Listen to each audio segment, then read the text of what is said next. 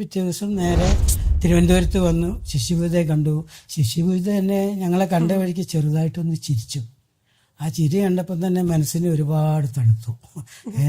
സത്യം പറഞ്ഞാൽ എനിക്കിത് പറയുമ്പോൾ വിഷമമൊക്കെ ഉണ്ട്, സങ്കടവും സന്തോഷവും ഒക്കെ പാടെ അങ്ങനെ വന്ന് ചേരുകയാണ്.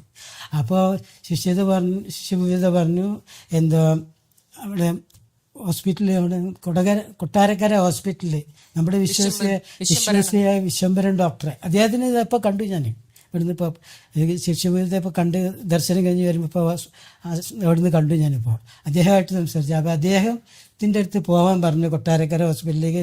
ശിശുഭൂത എല്ലാ സൗകര്യങ്ങളൊക്കെ ചെയ്തു തന്നു ഞങ്ങൾക്ക്. മാത്രമല്ല ഞങ്ങളവിടെ എത്തിയോ എന്നുള്ള അന്വേഷിച്ചു, എപ്പോഴും ആശയോട് ഇങ്ങനെ അന്വേഷിച്ചുകൊണ്ടേയിരിക്കും. അവിടെ ചെന്നപ്പോൾ അവിടെ ഏതോ ഒരു ബേക്കറിയൊക്കെ നടത്തുന്ന ഒരു അമ്മ അവിടെ റെഡി ആയിട്ടിരിക്കുന്നു. ആ ക്യാൻറ്റീനിൽ ഇവരൊക്കെ നിറച്ച് നല്ല തിരക്കുള്ള സമയം ഹോസ്പിറ്റലിൽ. അന്നേരം ഞങ്ങളവിടെ, ഞാനും എൻ്റെ വൈഫും അവിടെ ചെന്ന് കഴിഞ്ഞപ്പോൾ ഇങ്ങനെ അന്വേഷിച്ചു, ഇങ്ങനെ ആശ്രമത്തിൽ നിന്ന് വരികയാണ് ശിശുഭൂത പറഞ്ഞിട്ട്. അങ്ങനെ അവർ പറഞ്ഞപ്പോഴേക്ക് തന്നെ എന്നെ കൊണ്ടുപോയി വല്ല VIP ഒന്ന് കൊണ്ടുപോകും പോലെ അത്രയും തിരക്കിൻ്റെ ഇടയിൽ എന്നെ അങ്ങോട്ട് കൊണ്ടുപോയിട്ട് ഡോക്ടർ ചെക്കപ്പ് ചെയ്തു കഴിഞ്ഞപ്പോൾ ഡോക്ടർ പറഞ്ഞു അഡ്മിറ്റ് ആക്കണം, ഇങ്ങനെ കാര്യങ്ങളൊക്കെ പറഞ്ഞു. അഡ്മിറ്റ് ആക്കണം എന്ന് പറഞ്ഞപ്പോൾ ഇപ്പോൾ ഏതൊക്കെ റൂമിനാണ് എന്തൊക്കെയാണ് കിട്ടുക എന്നുള്ളതൊക്കെ ഇങ്ങനെ ഇതായിരിക്കുമായിരുന്നു അന്നേരം. അപ്പോൾ ഡോക്ടർ എല്ലാം നല്ലൊരു റൂമൊക്കെ ഞങ്ങൾക്ക് ശരിയാക്കി തന്നു കഴിഞ്ഞ് പിറ്റേ ദിവസം ഓപ്പറേഷൻ ചെയ്ത് കഴിഞ്ഞ് പിന്നെ അതിനിടയിൽ ശിശുഭൂത ഇടയ്ക്കിടയ്ക്ക് ഇങ്ങനെ അന്വേഷിക്കുന്നുണ്ട്. ആശയോട് ഇങ്ങനെ ഇടയ്ക്കിടയ്ക്കുണ്ട് അണ്ണൻ്റെ കാര്യം എന്താണ്, എപ്പോഴും അന്വേഷിച്ചുകൊണ്ടിരിക്കണം, ബുദ്ധിമുട്ട് വരാൻ പാടില്ല. അത് പ്രത്യേകം ശിശുഭൂത ഇടയ്ക്കിടയ്ക്ക് ഇങ്ങനെ.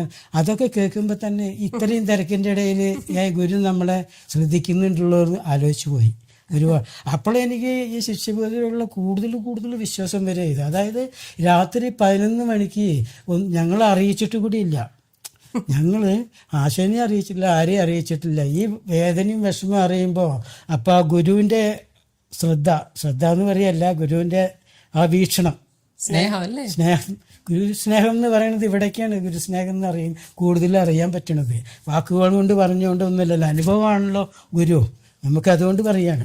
അപ്പോൾ അവിടെ കൊട്ടാരക്കര ഹോസ്പിറ്റലിൽ പോയി അതൊക്കെ ഓപ്പറേഷൻ ചെയ്ത് കഴിഞ്ഞപ്പോൾ സാധാരണ എന്നെ ഡ്രസ്സ് ചെയ്യാനൊക്കെ വരിക സാധാരണ അസിസ്റ്റന്റ് നേഴ്സോ ആരാ വരിക, ഡോക്ടറുടെ ഒപ്പം വരിക ഡ്രസ്സ് ചെയ്യാനൊക്കെ. അവരെല്ലാം വന്ന് വിശ്വംഭരൻ ഡോക്ടർ തന്നെ ദിവസം വന്ന് ഡ്രസ്സ് ചെയ്ത് അങ്ങനെ ഒരു 10 ദിവസം കിടന്നു. 10 ദിവസം ആയപ്പോഴേക്ക് എനിക്ക് ആകെ വിഷമായി. തൊട്ടപ്പുറത്തെ ബെഡിലൂടെ എൻ്റെ വൈഫ് പോയിട്ട് ചോദിക്കും, നിങ്ങൾക്ക് എത്രയായി, ഓപ്പറേഷൻ ചാർജ് എത്രയായി, ഹോസ്പിറ്റലിൽ ഡിസ്ചാർജ് ആകുമ്പോൾ എത്രയാവും, ഇങ്ങനെ ചോദിച്ചുകൊണ്ടിരിക്കുക. പക്ഷേ